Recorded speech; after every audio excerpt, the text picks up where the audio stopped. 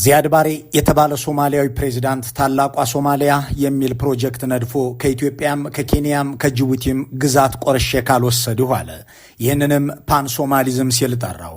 ይህ አጀንዳው በአገሩ ሕዝብ ተወደደለት፣ ተደገፈበትም።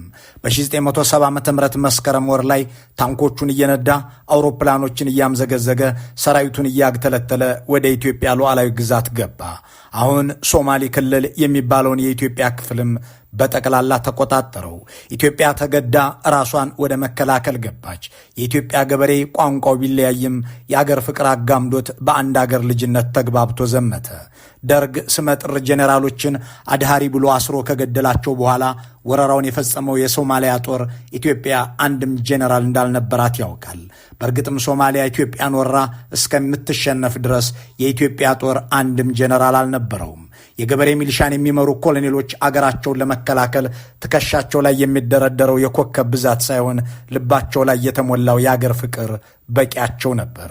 ዚያድ ባሬ ከሶቪየት ኅብረት ያገኘውን ታንክና መድፍ ከኢትዮጵያ ጋር ሲያነጻጽረው ልቡን አተለቀለት። ከአሜሪካ ጋር የተጣላው የደርጉ መንግስት ወዳጅ አልባ መስሎም ታየው። በእርግጥም ሶማሊያ ኢትዮጵያን ልትወር ስትሰናዳ ደርግ አሜሪካንም ተጣልቶ ከሶቪየትም የሚያገናኘው አጥቶ የሚባዝንበት ወቅት ነበር። እናም ባሬ ደስ አለው።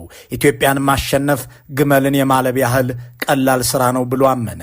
ሆኖም የዓለም ሀያላን በፍጥነት አስተላለፋቸውን አስተካከሉ። ሶቪየት ከአዲስ አበባ ወገን ሆነች። አሜሪካ ደግሞ ከሞቃዲሾ በኩል።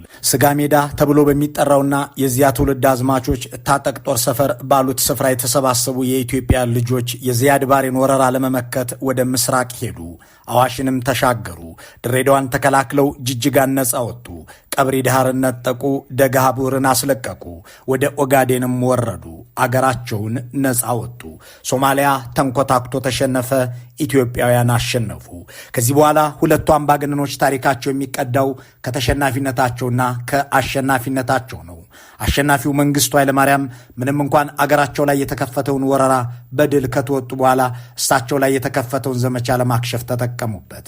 የአገር ልጅ ተረባርቦ ያስገኘውን ድል የምስራቁ ድል በሰሜን ይደገማል ብለው የአገር ውስጥ ተቃዋሚዎቻቸውን ለመውጋት ማበርቻ አደረጉት። እጃቸውን ይዘው ሶሻሊዝም ያስተማሯቸውን መኢሶኖች ከሶቪየት ኅብረትም ጋር ያገናኟቸውን እነዚያን ሰዎች ሳይቀር ለማሳደድና ለመግደል ድፍረት አገኙበት።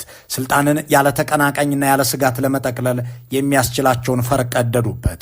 የሶማሊያው ድል የሞራል የበላይነት ያስገኘላቸው ብቻ ሳይሆን የውትድርና ጠበብትም ያስመሰላቸው ሆነ። እናም በኩራት ተኮፈሱበት። ሶማሊያን ያሸነፈው መንጌ ኢህአፓና መኢሶን፣ ሻቢያና ወያኔ ቀላል ስራዎቹ ናቸው ተባለላቸው። እሳቸውም ይህንኑ አመኑት። በእርግጥም ኢህአፓና መኢሶንን አሸነፏቸው።